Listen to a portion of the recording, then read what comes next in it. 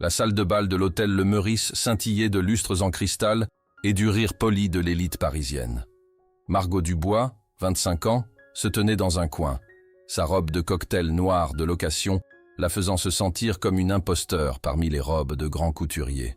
Elle n'était pas censée être là, servir les boissons peut-être, mais pas tenir une invitation en tant qu'invitée. « Encore du champagne, mademoiselle ?» Un serveur lui offrit une flûte. « Non, merci. » Les doigts de Margot se resserrèrent autour de son verre encore plein, tandis que ses yeux parcouraient la foule à la recherche de son père. Robert Dubois lui avait envoyé un texto pour la rencontrer ici, prétendant que c'était une affaire familiale urgente. Connaissant son histoire avec l'alcool et les dettes de jeu, urgent signifiait généralement des problèmes. De l'autre côté de la pièce, les gestes animés de son père attirèrent son attention. Il parlait à un homme grand dont le dos lui était tourné. Même de dos, tout en lui criait l'argent, de son smoking parfaitement taillé à l'assurance de ses épaules. Tandis que Margot s'approchait, elle saisit des fragments du discours émaillé de son père. « Ma fille, absolument brillante, diplôme de HEC, serait parfaite. » L'inconnu se tourna légèrement, révélant une mâchoire ciselée et des yeux bleus perçants qui se fixèrent soudain sur les siens. Margot se figea. Elle le reconnut instantanément des magazines économiques et de la télévision. Alexandre Moreau, magnate de la tech de 32 ans et l'un des plus jeunes milliardaires de France. « Ah, la voici !» s'exclama son père trop fort. « Margot, ma chérie, viens rencontrer Monsieur Moreau. » À contre-cœur, Margot les rejoignit, tendant la main professionnellement. « Monsieur Moreau. » Sa poignée était ferme, son regard évaluateur. « Mademoiselle Dubois, votre père m'a beaucoup parlé de vous. »« En bien, j'espère, » répondit-elle avec un sourire composé qui n'atteignit pas ses yeux. « Il a mentionné vos impressionnants antécédents académiques, » dit Alexandre, sa voix grave et contrôlée, « et votre situation professionnelle actuelle. » Margot lança un regard d'avertissement à son père. Son récent licenciement d'un prestigieux cabinet de conseil n'était pas de notoriété publique. « Monsieur Moreau a une proposition, » intervint son père, oscillant légèrement. « Un arrangement commercial qui pourrait nous bénéficier à tous. Papa, ce n'est pas le moment. Votre père me doit une somme assez substantielle, » déclara Alexandre platement. L'estomac de Margot se noua. « Je ne comprends pas. Les actions Dubois Technologies qu'il a utilisées comme garantie le mois dernier, elles ne valent rien. L'entreprise a déposé le bilan hier. » Son père pâlit. « Je ne savais pas. Vous êtes un piètre menteur, Robert. » Le ton d'Alexandre resta étrangement calme. « Vous le saviez quand vous les avez offertes. » L'esprit de Margot s'emballa. Son père avait joué avec les derniers vestiges de l'entreprise autrefois prospère de son grand-père. « Combien ?» chuchota-t-elle. « 3 millions d'euros. » La pièce sembla tourner. « C'est impossible. Nous n'avons pas... » « J'en suis conscient, » coupa Alexandre. « C'est pourquoi j'ai rédigé un arrangement alternatif. » Il sortit un document plié de sa veste et le lui tendit. « Votre père a déjà signé. » D'une main tremblante, Margot déplia le papier. Le langage juridique était dense, mais certaines phrases lui sautèrent aux yeux. Contrat de mariage, accord contraignant, avant la cérémonie, relations intimes. Sa tête se releva brusquement. C'est une plaisanterie. Je vous assure que je ne plaisante jamais avec les contrats. Les yeux d'Alexandre étaient illisibles. Votre père vous a essentiellement vendu à moi. En échange de l'annulation de sa dette, vous deviendrez ma femme. C'est de la traite d'êtres humains, balbutia Margot, sa voix montant. Baissez la voix, ordonna-t-il doucement. C'est un arrangement mutuellement bénéfique. Vous gagnez la sécurité financière et le statut social. Je gagne une épouse avec le background et l'éducation appropriée pour ma position. Et cette clause ? Son doigt pointait le papier. La mariée accepte de se rendre à l'intimité physique avant la cérémonie de mariage. Vous attendez de moi que je couche avec vous avant même que nous soyons mariés ? Un soupçon de sourire toucha ses lèvres. Considérez cela comme un essai routier. La paume de Margot la démangeait de le gifler. Vous êtes méprisable. Et vous n'avez pas d'option. Il hocha la tête vers son père, qui acceptait maintenant un autre verre d'un serveur qui passait. Robert fera face à des accusations de fraude sans mon intervention. À moins, bien sûr, que vous signiez. J'ai besoin de temps pour réfléchir. Vous avez jusqu'à minuit. Je serai dans la bibliothèque en bas. Alexandre ajusta ses manchettes. Ne me décevez pas, Margot. Je vous observe depuis un certain temps. Vous êtes exactement ce dont j'ai besoin. Sur ce, il partit, laissant Margot tenant un contrat qui changerait sa vie pour toujours. Elle se tourna vers son père, la fureur grandissant en elle. « Qu'est-ce que tu as fait ?» siffla-t-elle. Robert Dubois ne pouvait pas croiser le regard de sa fille. « Il est riche, Margot, installé pour la vie. Et il n'est pas mal fait. La plupart des femmes tueraient. La plupart des femmes ne sont pas vendues par leur propre père. C'est juste un mariage, marmonna-t-il. Les gens se marient pour l'argent tout le temps. Et le sexe, avant le mariage? As-tu même lu ce que tu as signé? Son père eut au moins la décence de paraître honteux. Il était très spécifique sur cette exigence. Il a dit quelque chose sur ne pas répéter les erreurs du passé. Margot se sentit malade. Elle avait jusqu'à minuit pour décider, se rendre au lit d'un milliardaire et à un mariage sans amour, ou regarder son père aller en prison. Malgré tout ce que Robert Dubois l'avait déçu tout au long de sa vie, pouvait-elle vraiment laisser cela arriver? L'horloge ornée sur le mur montrait 22h30. 90 minutes pour décider de son sort. Ce qu'Alexandre Moreau ne savait pas, c'est que Margot Dubois ne se rendait jamais sans se battre. S'il la voulait dans son lit et sa vie, il était sur le point de découvrir que certaines acquisitions viennent avec des coups cachés. Elle redressa les épaules et se dirigea vers la bibliothèque. Mieux valait affronter le diable maintenant qu'attendre minuit. La bibliothèque de l'hôtel Le Meurice était une forteresse de livres reliés cuir et de vieux argent. Alexandre Moreau se tenait près d'un bureau en acajou, silhouetté contre des fenêtres du sol au plafond qui présentaient le scintillant horizon parisien.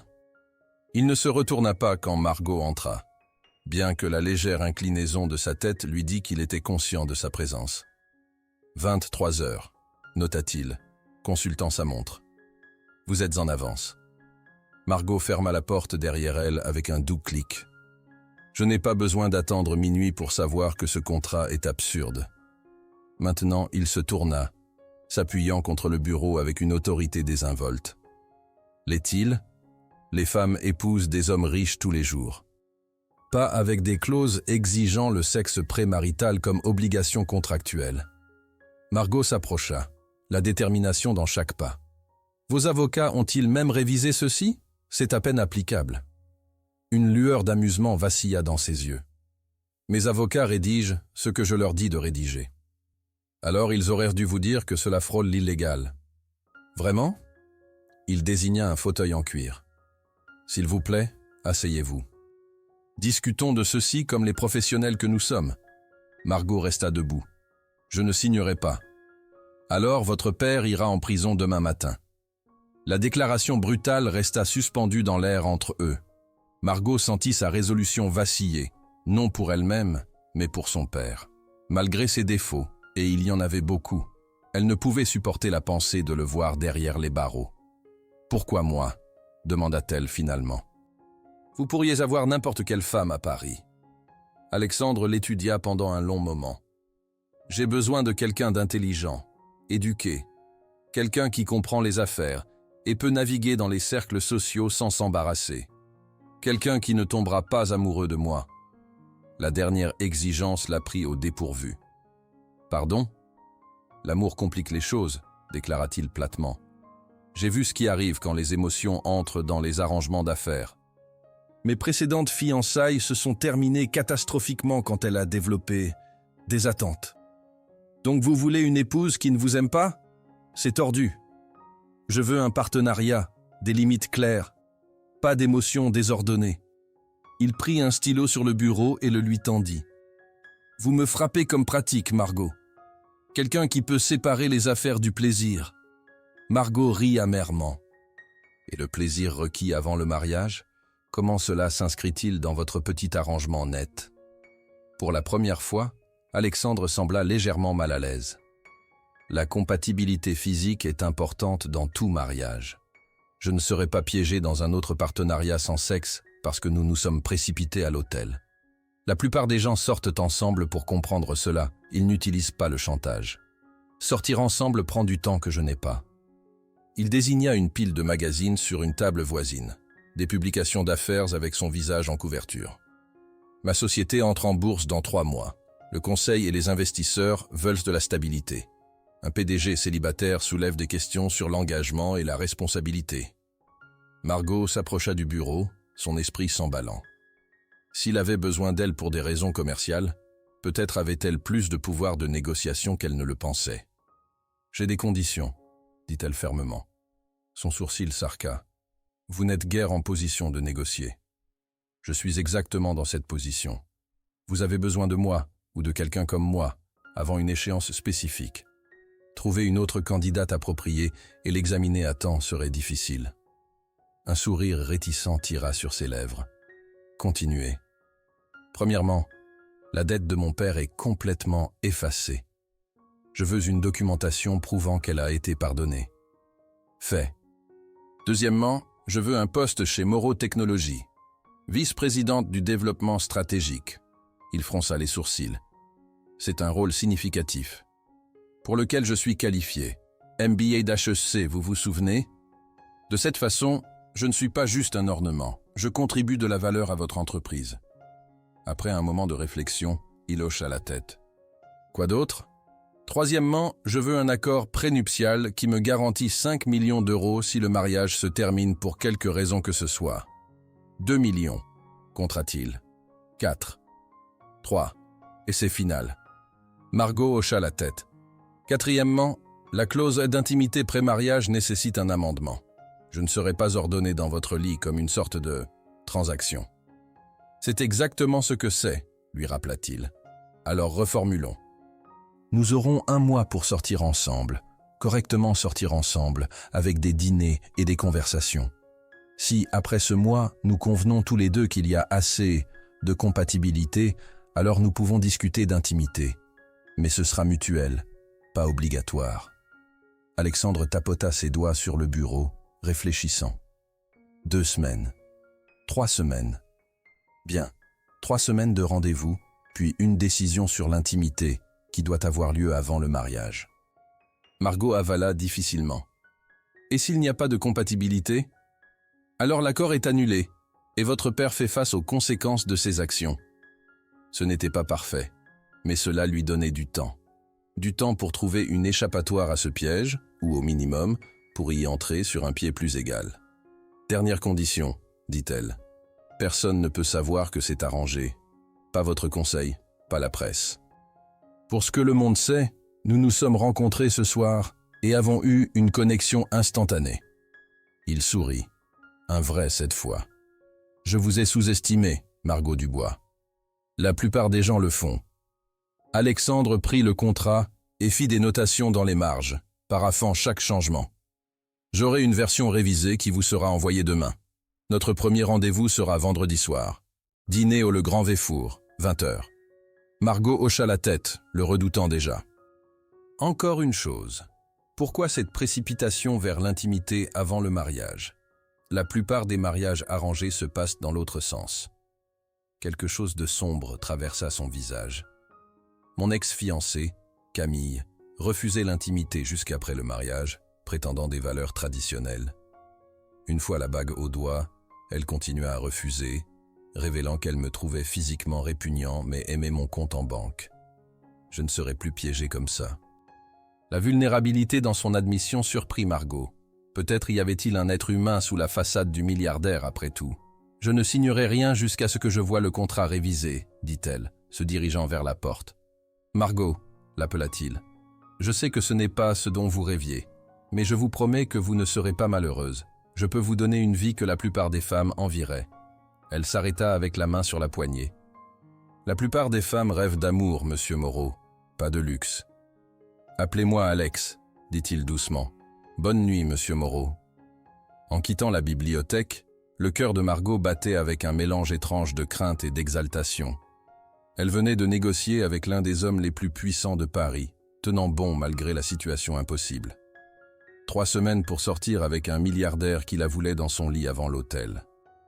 3 semaines pour trouver un moyen de sortir, ou pour découvrir s'il pourrait y avoir quelque chose qui vaut la peine de rester. Ce qu'elle n'attendait pas, c'était le petit frisson traître dans son ventre quand elle se rappela l'intensité dans ses yeux bleus quand il avait dit « Appelez-moi Alex ». C'était du business, se rappela-t-elle fermement. Rien de plus. Margot se tenait devant son armoire dans son modeste appartement de Belleville, entourée de tenues rejetées. Sortir avec un milliardaire, même sous contrainte, nécessitait une garde-robe appropriée, qu'elle n'avait décidément pas. « Tu pourrais porter la robe noire du gala de charité l'année dernière », suggéra sa colocataire Sophie, étalée sur le lit de Margot. Trop formelle. Margot soupira, vérifiant son téléphone. Pas de message de son père depuis leur dispute explosive le lendemain de la révélation du contrat. Il avait disparu dans une de ses cuites, probablement se cachant de sa honte. « Je n'arrive toujours pas à croire que tu aies accepté cet arrangement, » dit Sophie, secouant la tête. « C'est comme quelque chose sorti d'un mauvais roman rose. » Je n'avais pas beaucoup le choix. Margot sortit une robe portefeuille bleu marine. En plus, j'ai négocié de meilleures conditions. 3 semaines de rendez-vous avant toute décision. Sophie se redressa. Et qu'est-ce qui se passe quand Papa Gâteau s'attend à ce que tu sois dans son lit après ces 3 semaines? L'estomac de Margot se serra. Je franchirai ce pont quand j'y arriverai. Pour l'instant, je dois me concentrer sur l'obtention d'un contrat révisé qui me protège légalement. La sonnette retentit, et les 2 femmes se figèrent. Il a 30 minutes d'avance, siffla Margot, encore en peignoir. Sophie sauta. Je vais le retenir. Toi, habille-toi. Robe marine, boucle d'oreilles dorées, escarpin nude. 5 minutes plus tard, Margot émergea pour trouver Alexandre Moreau confortablement assis sur son canapé de seconde main, discutant calmement de bières artisanales avec Sophie. « Votre colocataire a un excellent goût en microbrasserie », commenta-t-il, se levant quand Margot entra. Margot ne put s'empêcher de remarquer à quel point il paraissait différent en jean sombre et pull en cachemire, moins intimidant, presque accessible, presque. « Vous êtes en avance », dit-elle, prenant son sac. « J'aime être ponctuelle. » Ses yeux parcoururent son appartement avec une curiosité non déguisée. « Endroit intéressant. Nous n'avons pas tous des vues sur Tour Eiffel, monsieur Moreau. Alex, corrigea-t-il. Et j'ai grandi dans un endroit moitié plus petit à Marseille. On y va ? Dehors, une Aston Martin noire élégante attendait au bord du trottoir, attirant les regards des passants. « Pas de chauffeur ce soir ?» demanda Margot quand il ouvrit la portière passager. « J'ai pensé que ce serait plus personnel si je conduisais. » Il glissa dans le siège conducteur. « En plus, je conduis rarement dans la ville. » Tandis qu'il s'engageait dans la circulation, un silence gênant s'installa entre eux. Margot regardait par la fenêtre, intensément consciente de sa présence à côté d'elle, le parfum subtil de son cologne, la façon confiante dont il maniait la voiture. « J'ai quelque chose pour vous, » dit-il, rompant le silence. Il fouilla dans sa veste et sortit une enveloppe épaisse, la lui tendant à un feu rouge. À l'intérieur, Margot trouva le contrat révisé avec tous ses amendements incorporés, ainsi que de la documentation montrant que la dette de son père avait été pardonnée. « Vous travaillez vite, » murmura-t-elle, parcourant les pages. « Je suis efficace. » Il lui jeta un coup d'œil. « Il y a aussi une prime de signature là-dedans. Considérez-la comme un geste de bonne foi. » Margot trouva un chèque de 50 000 €. « C'est pourquoi ? J'ai remarqué vos préoccupations vestimentaires. La partenaire d'un PDG a besoin de tenues appropriées pour diverses fonctions. » La chaleur monta à son visage. « C'est présomptueux. C'est pratique. Nous avons un gala de charité le week-end prochain. Nous ne sommes même pas officiellement fiancés encore, » protesta Margot. « Détail. » Il fit un geste désinvolte. « Le récit public commence ce soir. D'ici lundi, le Figaro rapportera notre romance tourbillonnante. Et si je décide de ne pas signer après nos 3 semaines de rendez-vous ?» Ses jointures blanchirent légèrement sur le volant. « Alors vous rendez l'argent et nous nous séparons. » À sa surprise, ils contournèrent le Grand Véfour, se dirigeant plutôt vers le parc des Buttes-Chaumont. « Je pensais que nous allions dîner, » dit Margot confuse. « Changement de plan. » Une lueur de malice jouait sur ses lèvres. « J'ai fait des recherches sur vous. » « Du harcèlement, vous voulez dire. »« Vérification de référence, corrigea-t-il. Procédure standard pour les partenaires commerciaux potentiels. » Ils se garèrent dans un petit parking près du parc où une ligne de food truck créait une atmosphère festive. Les familles et couples se promenaient le long de l'esplanade, l'horizon de Montmartre scintillant dans le lointain. Votre Instagram montre 17 visites au food truck l'année passée, expliqua Alexandre, ouvrant sa portière. Votre commentaire le plus fréquent est « meilleur tacos de Paris ». Margot resta sans voix. Il avait recherché ses médias sociaux et planifié en conséquence. « J'ai pensé que nous aurions un premier rendez-vous plus authentique », continua-t-il, confondant son silence avec de la désapprobation. « Mais nous pouvons encore aller au Grand Véfour si vous préférez. »« Non, » dit-elle rapidement. « C'est attentionné. » Ils s'approchèrent d'un camion bleu vif avec une file de clients. « Taco Tsunami », lut Alexandre de l'enseigne. « Selon votre post du 18 mars, ils font des carnitas qui changent la vie. » Un rire lui échappa. « Vous avez vraiment fait vos devoirs. J'excelle dans la due diligence. » Il désigna le menu. « Commandez ce que vous voulez. » 20 minutes plus tard, ils étaient assis à une table de pique-nique surplombant l'eau, un festin de tacos, élotes et horchata étalés entre eux. Margot regardait avec étonnement Alexandre Moreau, qui valait des milliards, mordre dans un taco de rue désordonné avec un enthousiasme véritable. « Ils sont vraiment exceptionnels, » admit-il, attrapant une serviette. « Je vous l'avais dit. » Margot se détendit légèrement. « Bien que je ne me sois jamais attendu à les manger lors d'un premier rendez-vous avec le célibataire le plus convoité de Paris. C'est comme ça qu'il m'appelle ces jours-ci, entre autres choses. » Elle sirota son horchata. « Le Titan Tech de Forbes, le Maverick de l'innovation des Échos. Mon favori personnel est Milliardaire au cœur gelé de Business Insider. » Il grimaça. C'était après le débâcle Camille. « Votre ex-fiancée ? Elle a vendu son histoire au tabloïd. Elle m'a fait passer pour un monstre. » Quelque chose de vulnérable traversa son visage. « Peut-être que je le suis. Pour vous protéger ?» Margot secoua la tête. « Je ne pense pas que la prudence fasse de vous un monstre. » Ses yeux rencontrèrent les siens, surpris par sa défense. « La plupart des femmes seraient d'accord avec l'évaluation du cœur gelé. Je ne suis pas la plupart des femmes. »« Non, » dit-il doucement. « Vous ne l'êtes pas. » Le moment s'étira entre eux, inopinément intime. Margot détourna le regard la première, troublée par la chaleur se répandant dans sa poitrine. « Alors, » dit-elle vivement, « parlez-moi de l'entrée en bourse. Comment vont les préparations ?» Le soulagement vacilla sur son visage au changement de sujet. Ils passèrent l'heure suivante à discuter de stratégie commerciale et de projection de marché. Margot se trouva vraiment engagée, offrant des perspectives qui le firent de s'arrêter pensivement plusieurs fois. « Vous connaissez vraiment votre sujet ?» dit-il alors qu'ils marchèrent le long de la promenade après le dîner. « Le poste de VP ne sera pas juste pour la forme. Je ne m'y suis jamais attendu. » Elle lui jeta un coup d'œil. « J'ai travaillé dur pour mon diplôme et mon expérience. Le fait que mon père ait tout joué ne change pas ça. »« Votre père est un imbécile, » dit Alexandre brutalement. « Il n'a pas toujours été comme ça. » La voix de Margot s'adoucit. « Avant la mort de ma mère, il était différent. Ambitieux, concentré. Son cancer l'a changé. Je suis désolé. » Sa main effleura la sienne, ne la prenant pas tout à fait, mais le geste semblait néanmoins soutenant. « C'était il y a 10 ans. » Elle regarda l'eau. « Parfois je me demande ce qu'elle penserait de moi maintenant. »« Elle serait fière, » dit-il avec une certitude inattendue. Margot se tourna vers lui, surprise. « Vous ne pouvez pas savoir ça. Je reconnais le talent quand je le vois, et la force. » Ses yeux bleus étaient sérieux dans le crépuscule. « Il faut une force considérable pour tenir tête à quelqu'un comme moi. » Un musicien de rue commença à jouer une mélodie douce au saxophone près de là, les notes flottant dans la brise du soir. Sans avertissement, Alexandre prit sa main et l'attira dans une danse douce. « Qu'est-ce que vous faites ?» demanda-t-elle, son cœur soudain emballé.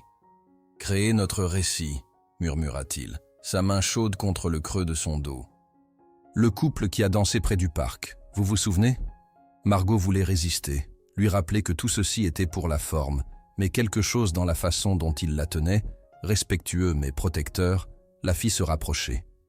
Tandis qu'il se balançait au rythme de la musique, les lumières de Montmartre se reflétant sur l'eau à côté d'eux.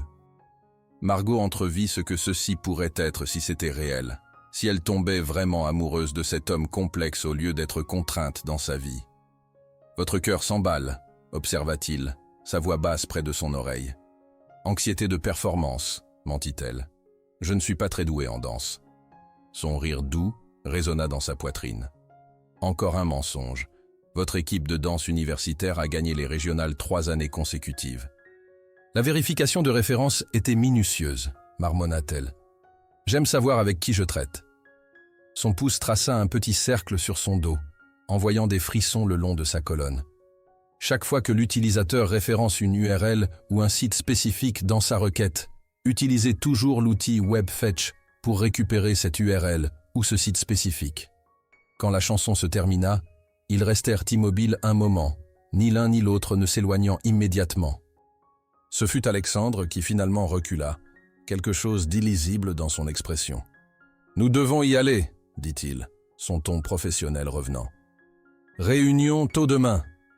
Dans le trajet de retour à son appartement, Margot se surprit à voler des coups d'œil à son profil, confuse par la soirée.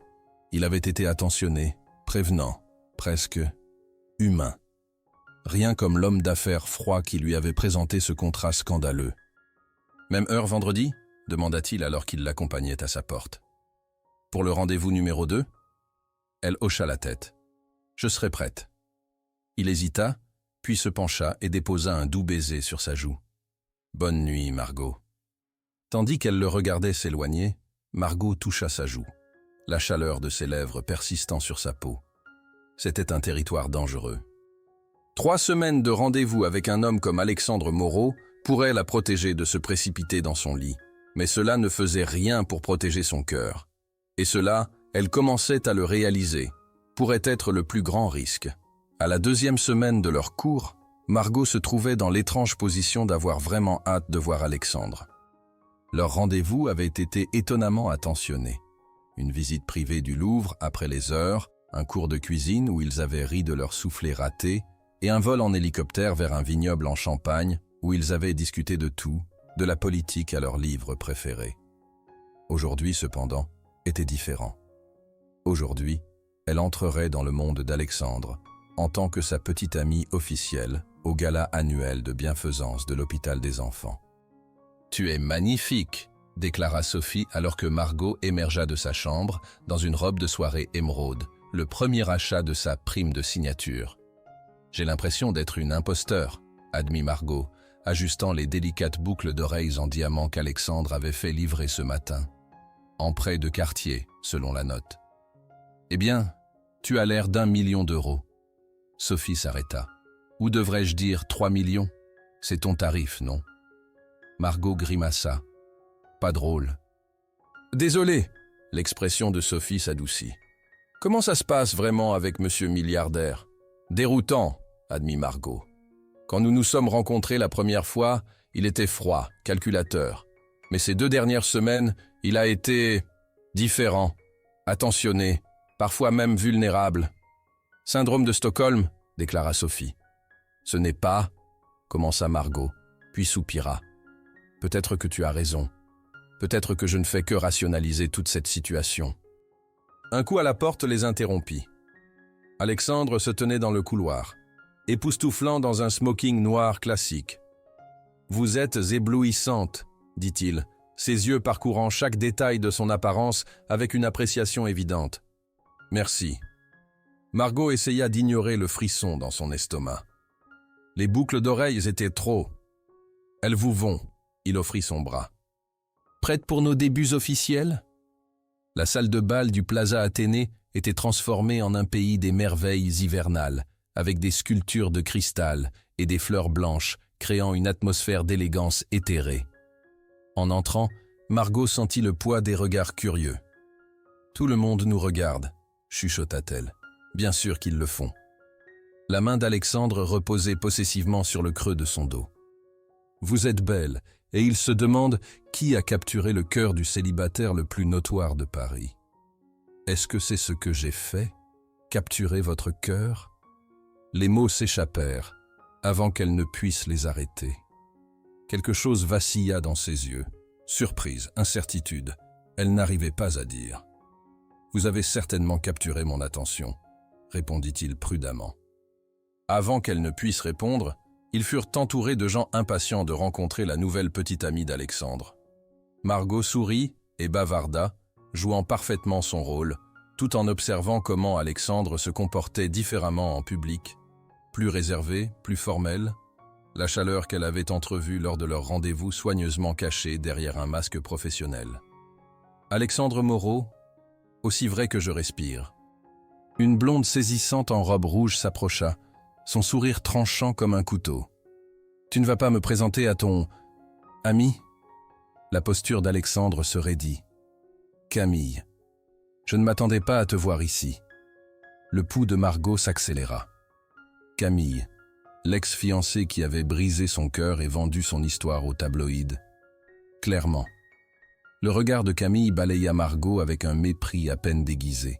« Tu passes à autre chose assez rapidement, n'est-ce pas ?»« Camille Winters, voici Margot Dubois, » dit Alexandre formellement. « Margot, Camille est une ancienne connaissance. »« J'étais sa fiancée, » corrigea Camille avec douceur. « Jusqu'il y a 3 mois. De l'histoire ancienne maintenant, apparemment. » Margot tendit la main avec un sourire poli. « Ravi de vous rencontrer. » Camille ignora le geste. « Dis-moi, Margot, t'a-t-il demandé de signer un accord de confidentialité ou un contrat prénuptial plus épais que la Bible ?»« Camille, » avertit Alexandre, sa voix dangereusement basse. « Juste une conversation entre filles, chérie. » Le sourire de Camille n'atteignit jamais ses yeux. « Je détesterais qu'une autre femme innocente soit aveuglée par tes exigences. » Margot sentit Alexandre se tendre à côté d'elle et prit une décision rapide. Elle glissa son bras dans le sien, se penchant vers lui affectueusement. En fait, Alexandre a été merveilleusement transparent sur tout. C'est une des choses que j'admire le plus chez lui. Le sourire de Camille vacilla. « Vraiment ? » ?»« Absolument. » Margot maintint son expression chaleureuse. « Quand on sait ce qu'on veut et qu'on n'a pas peur de le demander, il n'y a pas besoin de jeu. Vous ne seriez pas d'accord ?» L'implication que Camille avait joué des jeux resta suspendue dans l'air entre elles. Les yeux de la blonde se rétrécirent. « Depuis combien de temps vous voyez-vous tous les deux ?»« Pas longtemps, » admit Margot. « Mais parfois, on sait simplement quand quelque chose est juste. » « Fascinant. » Le ton de Camille suggérait que c'était tout sauf. « Eh bien, je devrais me mêler à la foule. Je suis ici avec Curtis Blackwell. Tu te souviens de lui, n'est-ce pas, Alex, ton ancien directeur financier ?» Tandis que Camille s'éloignait, Alexandre relâcha un souffle tendu.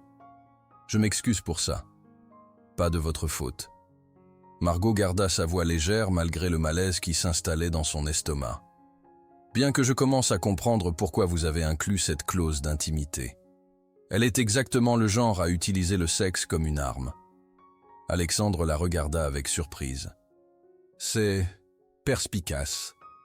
J'ai grandi avec un père manipulateur, rappelez-vous. Je reconnais le genre. » Elle accepta une flûte de champagne d'un serveur qui passait. « Alors c'est la femme qui a brisé le cœur du milliardaire. »« Elle n'a pas brisé mon cœur, » corrigea-t-il raidement. « Elle a trahi ma confiance. Il y a une différence. » Y en a-t-il ?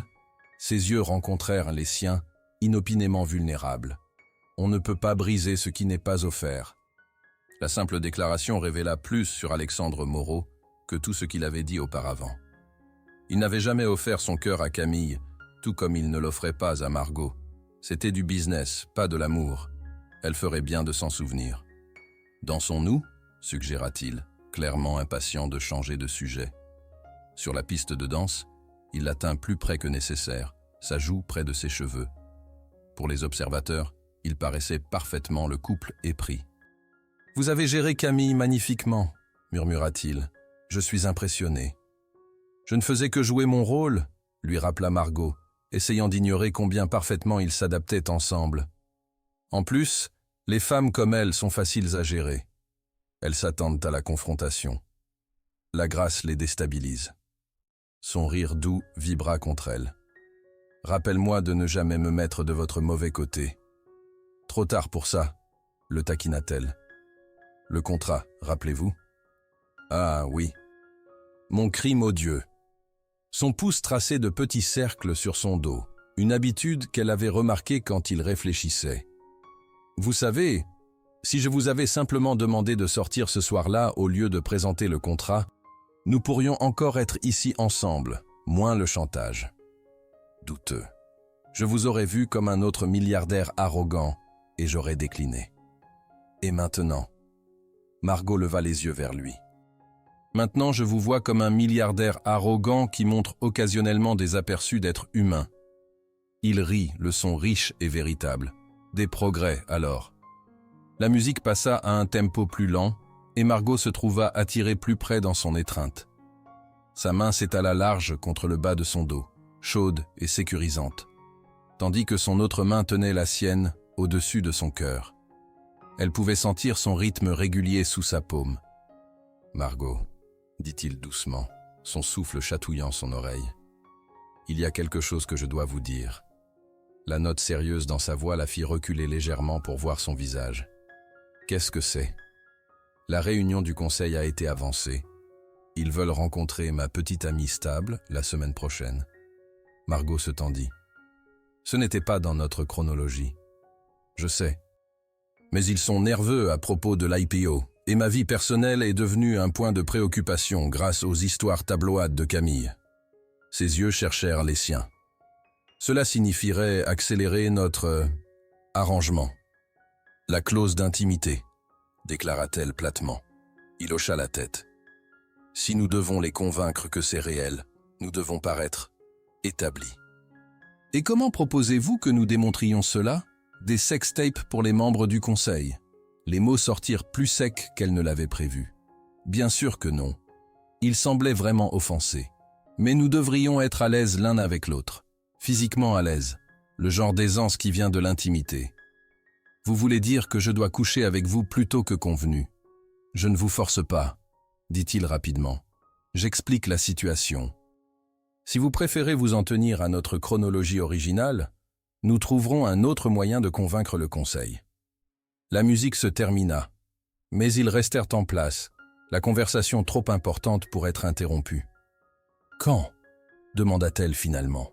« Le dîner du conseil est mercredi, donc dimanche soir, » conclut-elle. « Dans 3 jours. » Il hocha la tête, son expression illisible. « Chez moi. Pas de pression, pas d'attente. Si vous décidez contre, je respecterai cela. » Margot aurait dû se sentir piégée, coincée. Au lieu de cela, elle ressentit un mélange déroutant d'anticipation et de peur. Au cours des 2 dernières semaines, elle avait vu des côtés d'Alexandre Moreau qui l'intriguaient et l'attiraient. Sa prévenance inattendue, son humour sec, la passion dans ses yeux quand il parlait de la mission de sa société pour révolutionner le stockage d'énergie propre. « J'y réfléchirai », dit-elle finalement. Plus tard, ce soir-là, tandis qu'il se tenait devant sa porte d'appartement, la tension entre eux était palpable. « J'ai passé un bon moment ce soir », admit-elle, malgré le drame de Camille. « Moi aussi. » Il s'approcha, ses yeux tombant sur ses lèvres. « Puis-je vous embrasser pour dire bonne nuit ?»« Pour les apparences », ajouta-t-il rapidement. Margot savait qu'il n'y avait personne qui regardait, pas de paparazzi dans son couloir. Ce n'était pas pour les apparences. C'était quelque chose qu'ils voulaient tous les deux. « Oui », chuchota-t-elle. Ses lèvres rencontrèrent les siennes doucement d'abord. Une question douce. Quand elle ne recula pas, le baiser s'approfondit, sa main montant pour bercer son visage. Margot se sentit répondre, son corps fondant contre le sien tandis que la chaleur se répandait dans ses veines. Quand ils se séparèrent finalement, tous deux respiraient lourdement. Alexandre reposa son front contre le sien, les yeux fermés comme s'il rassemblait sa contenance. « C'était, » commença-t-il. « Pour les apparences, » finit Margot pour lui, ayant besoin du rappel autant que lui. Il recula, quelque chose comme du regret traversant ses traits. « Exactement. Bonne nuit, Alexandre. »« Bonne nuit, Margot. » En fermant la porte derrière elle, Margot s'appuya contre, ses doigts touchant ses lèvres picotantes. C'était un territoire dangereux. L'arrangement avait été clair. Une transaction d'affaires, avec des avantages physiques. Pas d'émotion, pas de complications. Mais tandis qu'elle rejouait leur baiser dans son esprit, Margot savait qu'elle brisait déjà la règle la plus importante de leur contrat. Elle tombait amoureuse d'Alexandre Moreau, et dimanche soir pourrait être le point de non-retour. Dimanche arriva trop rapidement.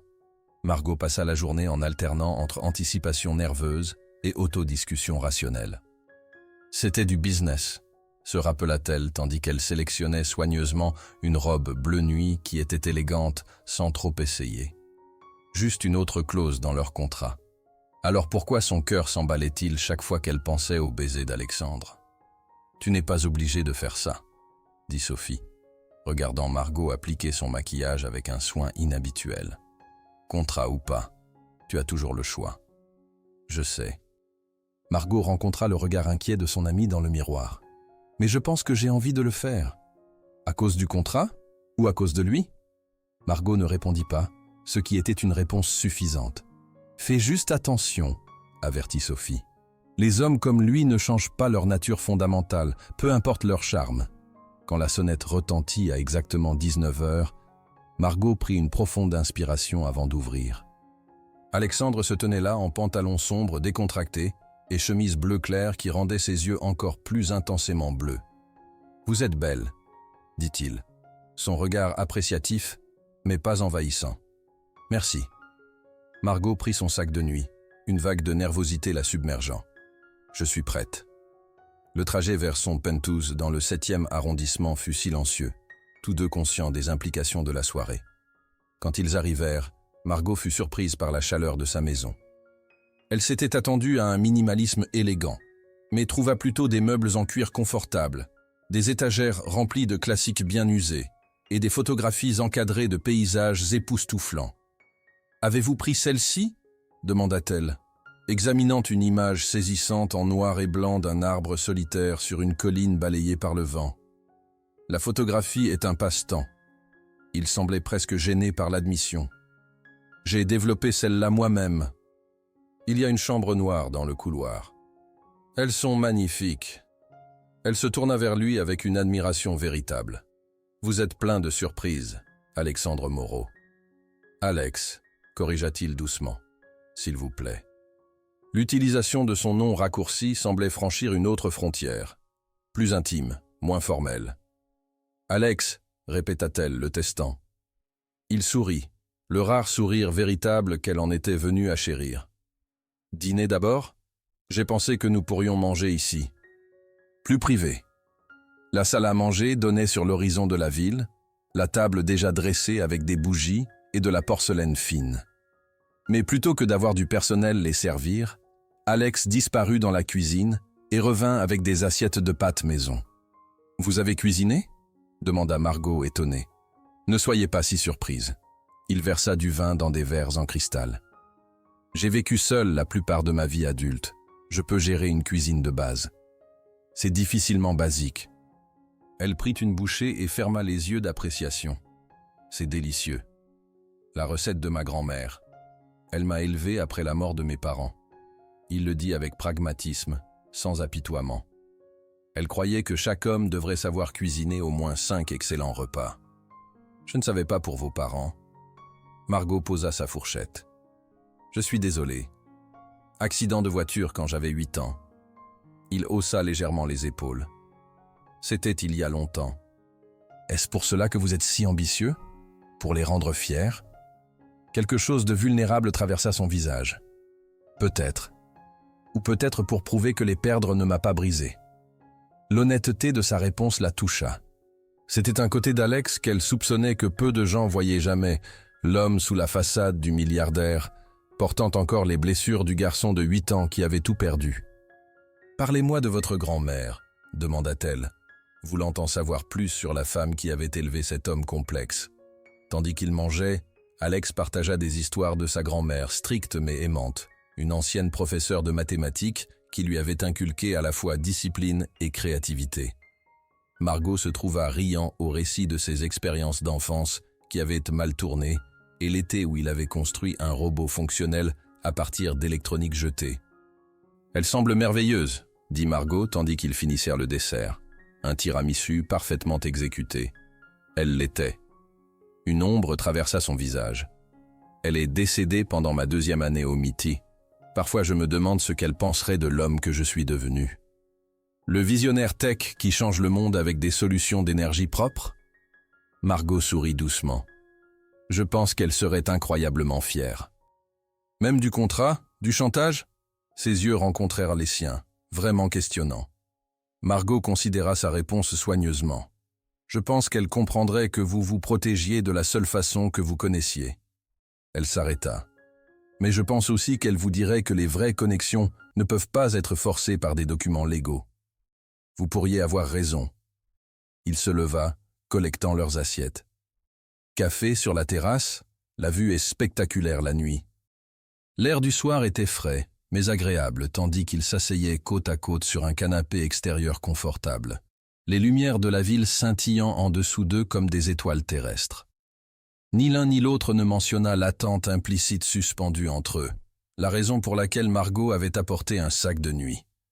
Au lieu de cela, ils parlèrent de leurs espoirs, leurs déceptions, les chemins qui les avaient menés à cette étrange intersection dans leur vie. Margot se trouva admettant des choses qu'elle exprimait rarement. Ses sentiments compliqués envers son père, son rêve secret de démarrer une fondation pour aider les enfants d'addicts, sa peur de ne jamais être à la hauteur de ses propres attentes. Alex écouta avec un intérêt véritable, posant des questions réfléchies et partageant ses propres vulnérabilités en retour. Tandis que la conversation coulait, la tension initiale de la soirée se transforma en quelque chose de plus confortable, de plus véritable. Quand il atteignit sa main, entrelaçant ses doigts avec les siens, cela sembla naturel. Et quand il se tourna finalement vers elle, ses yeux sérieux dans l'éclairage tamisé, Margot sentit son cœur s'accélérer. « Margot, dit-il doucement, je veux être clair sur ce soir. » Elle hocha la tête, ne se faisant pas confiance pour parler. Le contrat, l'IPO, la réunion du conseil, tout cela sont de vraies préoccupations. Son pouce traçait des cercles sur sa paume. Mais ce ne sont pas les raisons pour lesquelles je veux que vous restiez ce soir. Pourquoi, alors? Chuchota-t-elle. Parce que ces dernières semaines, quelque chose a changé. Ses yeux tinrent les siens, plus vulnérables qu'elle ne les avait jamais vus. Ce qui a commencé comme un arrangement d'affaires est devenu plus. Au moins pour moi. Le souffle de Margot se coupa. Plus? Je me surprends à penser à vous constamment, à avoir hâte de notre temps ensemble, à me demander ce que vous direz, comment vous me défierez ensuite. Il sourit avec ironie. Ce n'était pas censé se passer comme ça. Non, ce n'était pas le cas, acquiesça-t-elle, sa voix à peine audible. Je ne vous tiendrai pas au contrat si vous voulez partir. Son expression était sérieuse.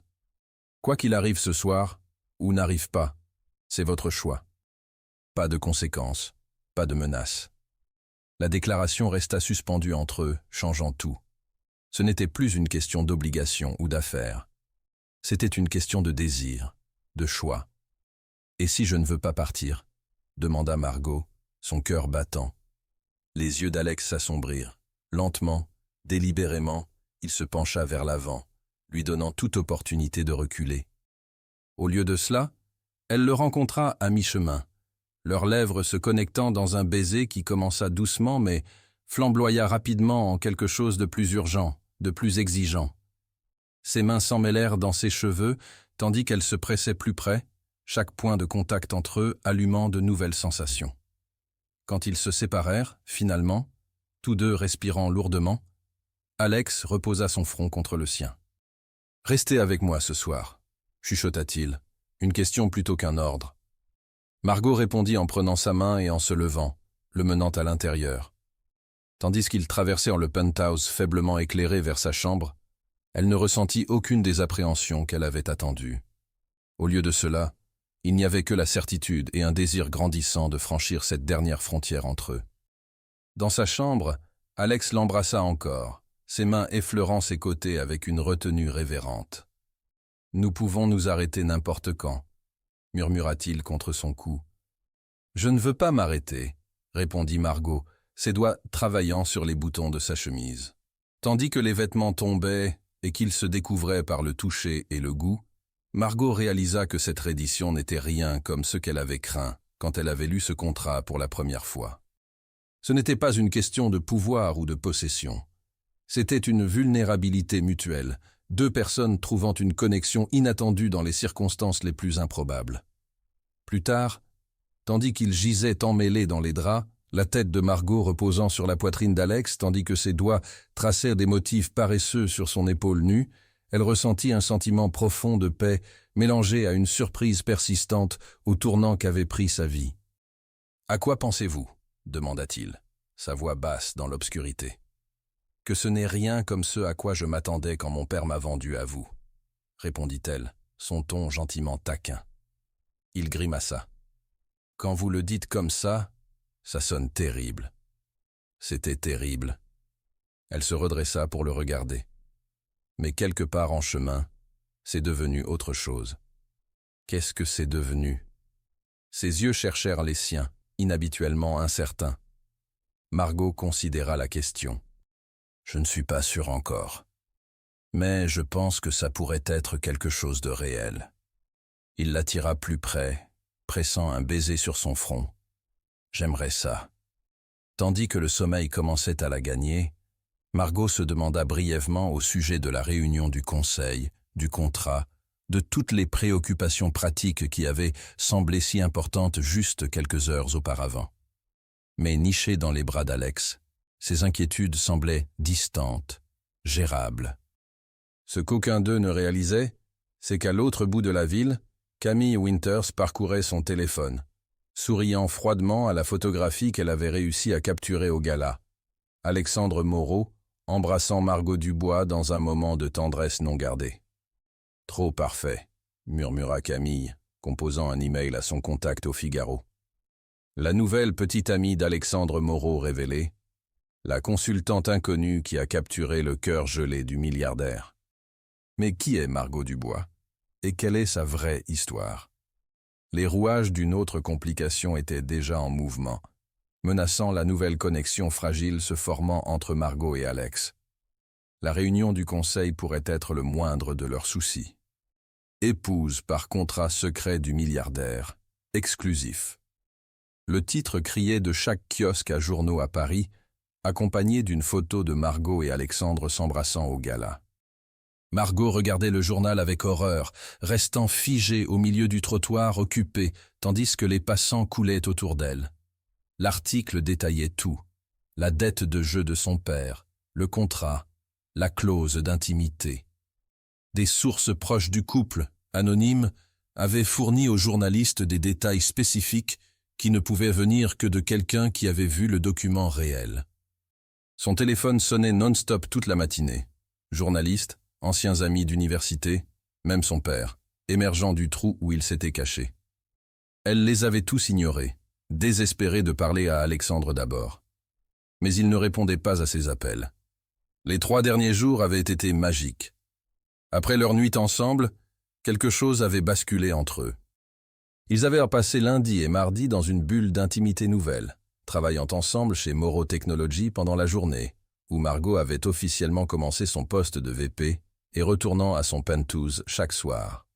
Ils avaient cuisiné ensemble, parlé pendant des heures, fait l'amour avec un abandon croissant. Pas une fois l'un d'eux n'avait mentionné le contrat. Maintenant ceci. Margot héla un taxi, donnant au chauffeur l'adresse de Moreau Technologies. Le garde de sécurité dans le hall la reconnut immédiatement, non de son badge d'employé, mais du journal dans ses mains. « Mademoiselle Dubois », dit-il, son expression inconfortable.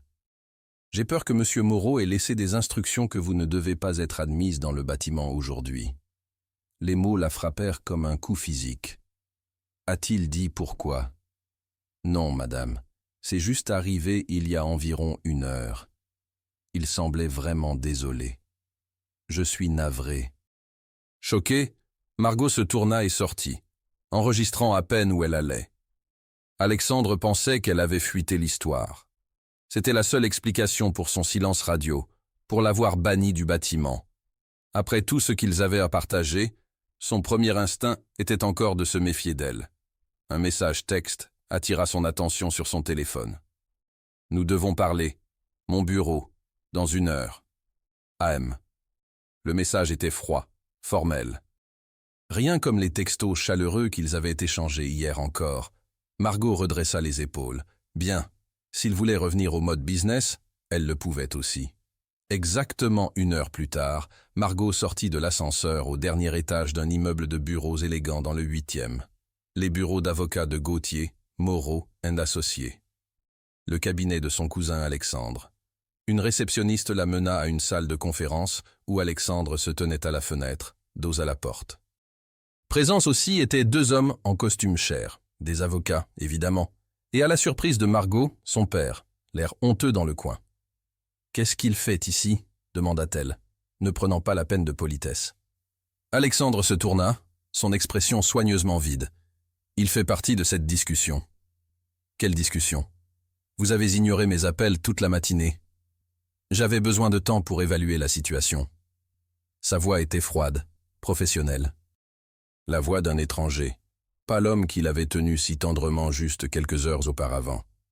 La situation étant que vous pensez que j'ai vendu notre histoire au tabloïd? Margot croisa les bras. Après tout, c'est ce que vous croyez. Je ne sais pas quoi croire. Ses yeux étaient regardés. L'article contenait des détails que seules quelques personnes connaissaient. Comme Camille, suggéra Margot pointue. Votre ex-fiancé qui vous déteste clairement et nous a vus ensemble au gala? Camille n'a pas accès au contrat. Mais mon père si, réalisa Margot, se tournant vers Robert Dubois. Qu'est-ce que tu as fait? Son père ne pouvait pas croiser son regard. J'avais besoin d'argent, Margot. Ce journaliste offrait 20 000 € pour des informations sur la nouvelle petite amie d'Alexandre. Je ne pensais pas qu'ils imprimeraient tout. Tu m'as vendu. Encore. La voix de Margot tremblait de fureur et de blessure. D'abord à lui, maintenant à la presse. Je suis désolé, ma chérie. J'étais désespéré. Tu es toujours désespéré. C'est ton état permanent. Elle se tourna vers Alexandre. Et vous avez immédiatement supposé que c'était moi. Après tout ce que nous avons partagé ces dernières semaines, votre premier instinct était encore de me suspecter. La mâchoire d'Alexandre se serra. La réunion du conseil est demain. L'IPO est en danger. Je devais contenir la situation. La situation, répéta Margot, le mot amer sur sa langue. C'est tout ce que je suis pour vous? Une situation à contenir? Ce n'est pas juste. Rien de ceci n'est juste. Elle désigna les avocats. Pourquoi sont-ils là? Pour rédiger un nouveau contrat? Un accord de confidentialité peut-être? Ou pour formellement terminer notre arrangement maintenant qu'il a été exposé? L'expression d'Alexandre resta illisible. Ils sont là pour nous aider à naviguer l'aspect relations publiques, pour créer une déclaration qui nous protège tous les deux. Tous les deux? Margot rit amèrement. Je suis la croqueuse d'or qui s'est vendue pour payer les dettes de jeu de son père, selon cet article. Ma réputation est déjà détruite. Nous pouvons arranger ça, insista Alexandre. Nous dirons que le contrat était un malentendu, que nous nous sommes rencontrés conventionnellement et sommes tombés en... Il s'arrêta abruptement. Tombé en quoi, Alexandre? Amour? La voix de Margot se brisa sur le mot. Serait-ce encore un mensonge à ajouter à notre collection? Quelque chose éclaire dans ses yeux, de la douleur peut-être, ou du regret. Mais sa voix resta stable. Nous devons présenter un front uni. C'est tout ce qui vous importe, n'est-ce pas? Les apparences, l'IPO, l'entreprise. Margot secoua la tête. Je pensais avoir vu le vrai vous ces dernières semaines. Je pensais que ce que nous avions partagé signifiait quelque chose. Ça l'a fait, ça le fait. Pour la première fois, sa contenance glissa. Margot, s'il vous plaît. Non. Elle leva la main. Si vous me faisiez confiance, ne serait-ce qu'un peu, je ne serais pas ici à être traité comme une suspecte. Vous m'auriez appelé en premier ce matin, et nous aurions affronté cela ensemble. Elle se tourna vers les avocats. Je ne signerai rien aujourd'hui, messieurs, et M. Moreau n'aura plus besoin de mes services, professionnels ou personnels.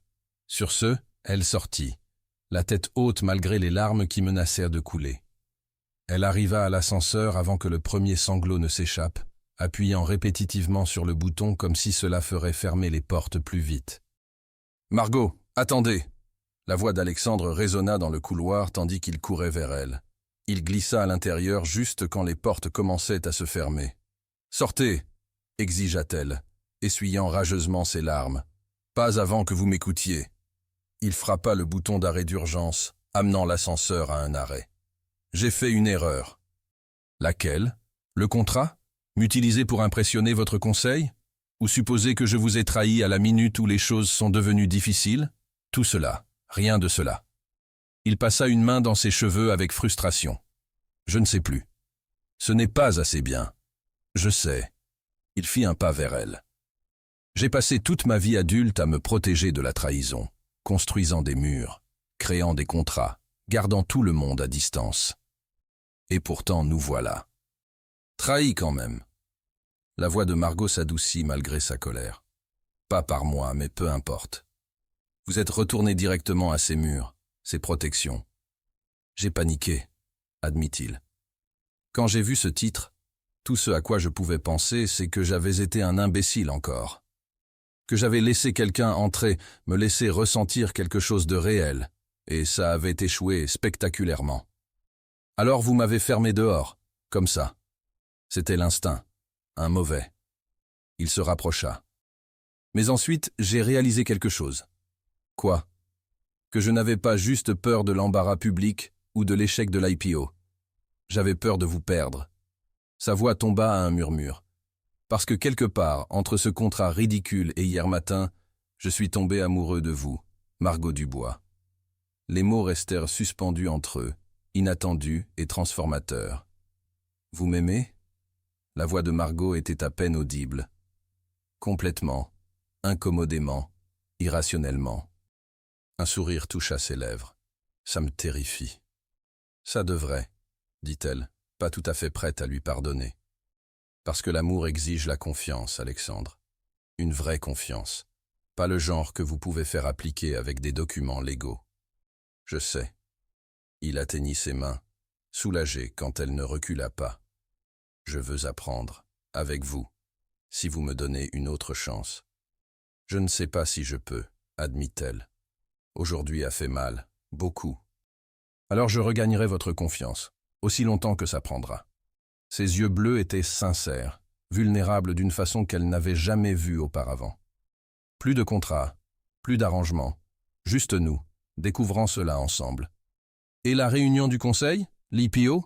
Ils sont importants, mais pas aussi importants que vous. » Il serra ses mains. « Si vous voulez partir de tout cela, je comprendrai. Le poste dans l'entreprise, la relation publique, tout. Je ne vous tiendrai à rien. » Margot étudia son visage, voyant un remords véritable et quelque chose d'autre, de l'espoir, fragile, mais réel. « Je ne veux pas partir du boulot, » dit-elle finalement. « Je suis doué, et je l'ai mérité, contrat ou pas. »« Vous l'avez » acquiesça-t-il rapidement. « C'est à vous, indépendamment de ce qui arrive entre nous. » « Et qu'est-ce qui arrive entre nous ?» Elle tint son regard fermement. « Que voulez-vous, Alexandre ? Vraiment, pas pour les apparences ou les affaires, mais pour vous-même ? » ?»« Vous, » dit-il simplement. « Juste vous. Pas comme partie d'un accord ou d'un arrangement. Pas pour impressionner le conseil ou sécuriser l'IPO. Juste parce que quand je suis avec vous, je suis plus heureux que je n'ai jamais été. » Margot sentit sa résolution faiblir. « Et mon père ? J'annulerai sa dette, comme convenu. Mais il n'est pas bienvenu dans nos vies à moins que vous ne le vouliez. Et certainement pas dans aucune discussion financière. »« Nos vies, » répéta-t-elle pensivement. « Vous êtes très sûr de vous. » »« Pas du tout. » Il sourit avec ironie. « Je suis terrifié que vous sortiez de cet ascenseur et ne me parliez plus jamais. Mais j'espère que vous ne le ferez pas. » Margot considéra ses options.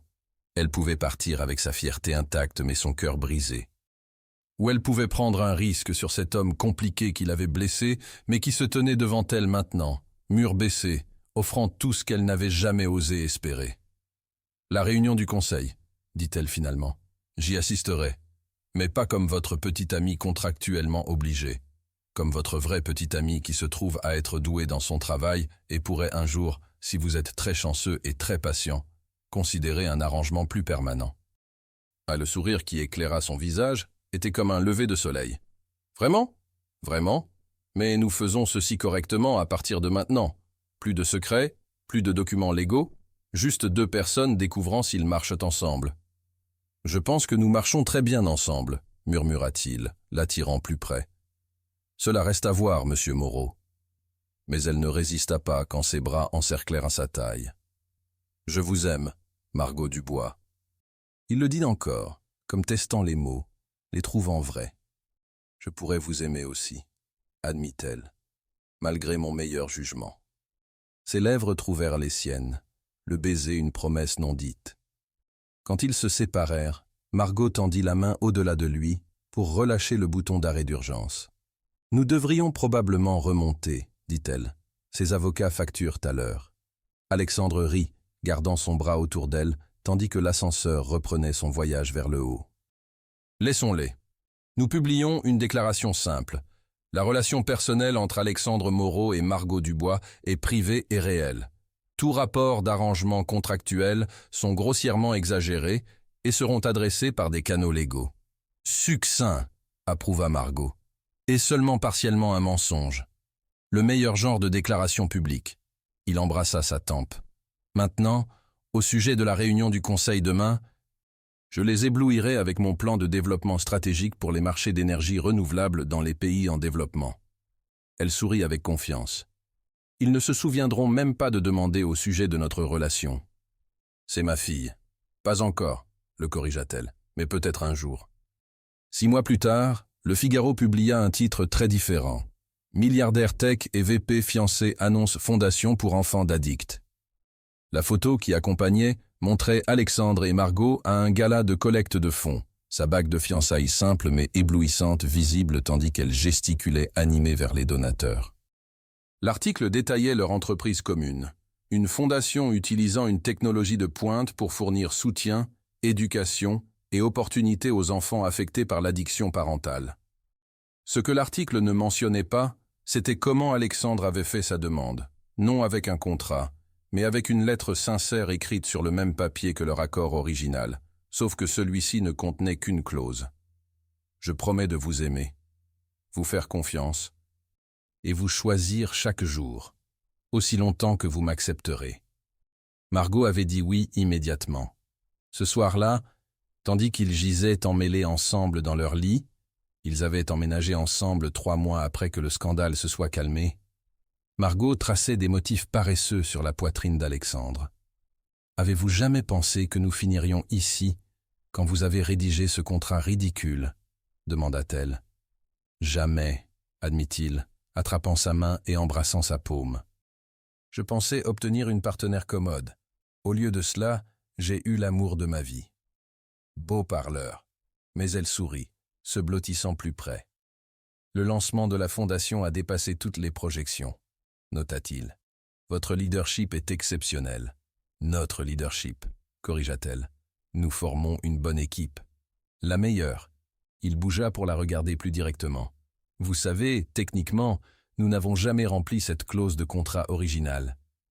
Margot leva un sourcil. Laquelle? Vous étiez censé vous rendre au lit du millionnaire avant le mariage. Ses yeux brillaient de malice. Mais vous ne vous êtes jamais rendu. Vous avez négocié, défié et finalement choisi. Vous vous plaignez? Le taquina-t-elle. Pas du tout. Je préfère largement cette version de l'histoire. Il l'attira plus près. Celle où nous nous rendons tous les deux à quelque chose qu'aucun de nous ne cherchait. L'amour, fournit Margot, pressant un baiser sur sa mâchoire. Exactement. Bien que je maintienne que vous vous êtes rendu en premier. Dans tes rêves, Moreau. Tandis qu'il se dissolvait dans un argument joueur, suivi par des activités considérablement plus plaisantes, Margot réfléchit sur l'étrange chemin qui les avait menés ici. D'un contrat froid à une véritable connexion, de la méfiance à la dévotion.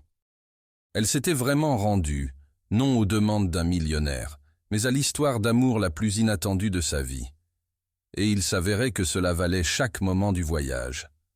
La réception battait son plein, la grange convertie scintillant de milliers de lumières féeriques, tandis que les invités dansaient et célébraient. Margot se tenait au bord de la piste de danse, regardant son nouveau mari charmer son ancienne camarade de chambre universitaire, avec sa connaissance surprenante du hip-hop des années 90. « Tu as l'air heureuse », dit une voix à côté d'elle. Margot se tourna pour trouver son père, sobre et bien habillé, un sourire hésitant sur son visage. « Je le suis », confirma-t-elle.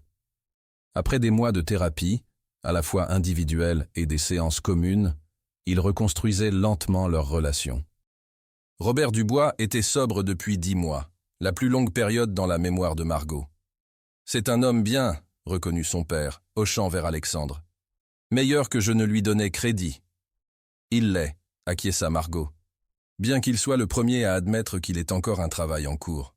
« Ne le sommes-nous pas tous ?» L'expression de Robert devint sérieuse. « Je sais que je l'ai dit avant, mais je suis désolé, Margot. Pour tout. Pour les jeux, le contrat, la fuite à la presse, pour ne pas avoir été le père que tu méritais. Je sais, papa. » Elle serra sa main. « Un jour à la fois, tu te souviens ?» Leur moment fut interrompu quand Alexandre apparut, légèrement essoufflé de la danse. « Puis-je voler ma femme ?» demanda-t-il poliment à Robert. « Bien sûr. » Robert hocha respectueusement. « Prenez bien soin d'elle. »« J'en ai l'intention. » Alexandre mena Margot sur la piste de danse, juste quand le groupe transitionnait vers une chanson lente. « Tout va bien avec votre père ?»« Ça s'améliore, » l'assura Margot, s'installant dans son étreinte. « Il essaie. »« Bien. » Alexandre la fit tourner doucement. « Parce que j'ai des nouvelles. »« Oh, l'agence d'adoption a appelé ce matin. Ils ont approuvé notre candidature. Nous pouvons rencontrer les frères et sœurs la semaine prochaine. » Les yeux de Margot se remplirent de larmes. « Vraiment? Les 2 enfants ?»« Tous les 2, confirma-t-il, ses propres yeux suspicieusement brillants. Le garçon de 7 ans et sa petite sœur de 4 ans, enfants d'addicts, juste comme ceux que notre fondation aide. « Notre famille, » chuchota Margot, submergée par l'émotion. « Notre famille, » répéta Alexandre, la tenant près. « Une vraie, aucun contrat requis. » Tandis qu'ils se balançaient ensemble sous les lumières scintillantes, entourés d'amis et familles, Margot réfléchit sur le voyage extraordinaire depuis ce premier contrat jusqu'à ce moment. Elle s'était rendue, après tout, non aux demandes ou conditions, mais à la belle réalité désordonnée et imparfaite du vrai amour. Et elle n'avait jamais été plus heureuse.